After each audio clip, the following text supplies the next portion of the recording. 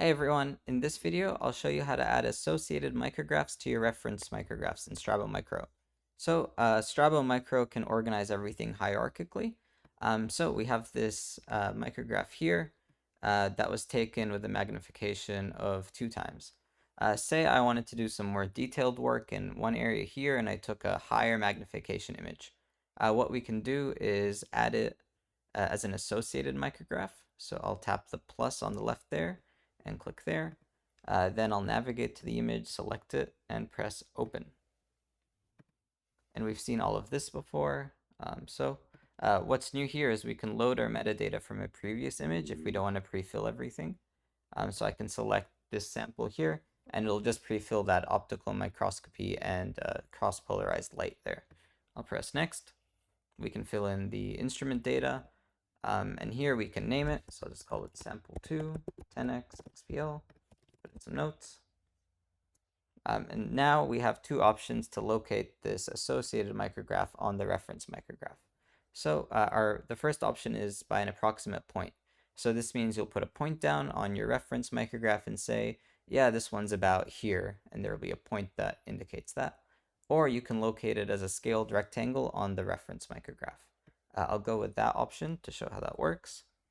And here, for setting the scale, we have a couple of new options. We can just stretch and drag the image to fit it onto the reference micrograph, and I'll show you how that works soon. Or you can copy size from an existing micrograph. So if we already have an image on there with the exact same scale, we can just select this one. So for now, let's go stretch and drag to show you how that works. So here we have our associated micrograph. This is the one taken at a higher magnification, and in the background you'll see that reference micrograph. We can drag the opacity slider to control the opacity. And so what we want to do is place this image in the correct location and with the correct size. So I'll go here. Maybe I'll make this bigger. Great. And I'll zoom in a little. So I know that this image belongs here. But it's way too big right now, so by grabbing these, we can scale the image. Then we can place it roughly where it belongs, and then we can play with the opacity to get everything right. So that should be about there. That looks almost okay. It's probably a bit too big, so I'll make it a bit smaller. And how does that look? That looks okay. Great. And when we're done, we press finish. That will load it in on the left. You can see that it fits underneath sample 2, 2x XPL, this reference micrograph. And when we open the reference micrograph, and I zoom in here, you'll see that this is the more detailed image, and it's overlaid on top of the 2x image. And we can turn that on and off by tapping the eye icon on the left here. So there it is. And we can look at the 10x image by tapping it on the left, and that'll show that one in more detail. We can even go a level deeper. So here I'll add a 20x image, and I'll go through this really quickly so I don't waste too much time. I'll go next. I'll leave that blank for now. Sample 2, 20x, XPL. We'll locate it as a scaled rectangle again, and we'll try to, how about this time we try to trace the scale bar. So tracing the scale bar works the same way. You go here, you press the line button, let me zoom in. I'll tap there, and there, it's 100. Don't press finish yet, because we still need to put it in the correct location. So this belongs about there. Let's try and get that right.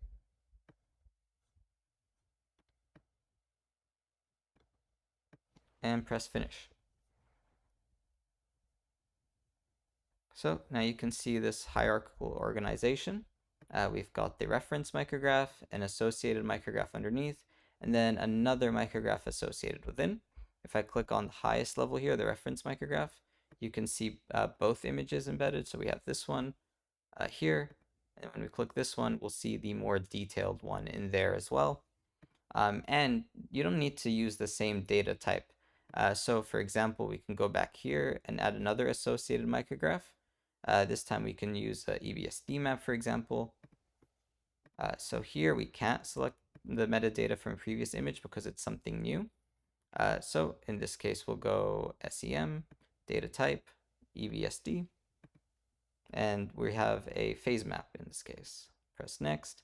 So here you can put in all the information about your instrument, what detector you used, that sort of thing. But I'll just go through this so this video doesn't take too long. I'll call it EBSD map.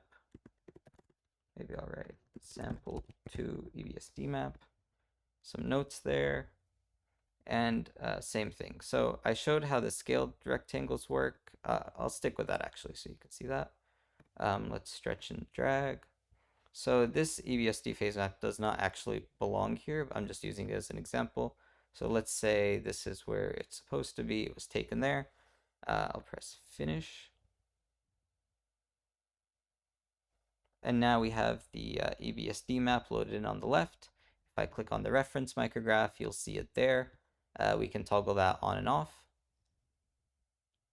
So that's just pressing the eye icon, and it's taking a second to think about it,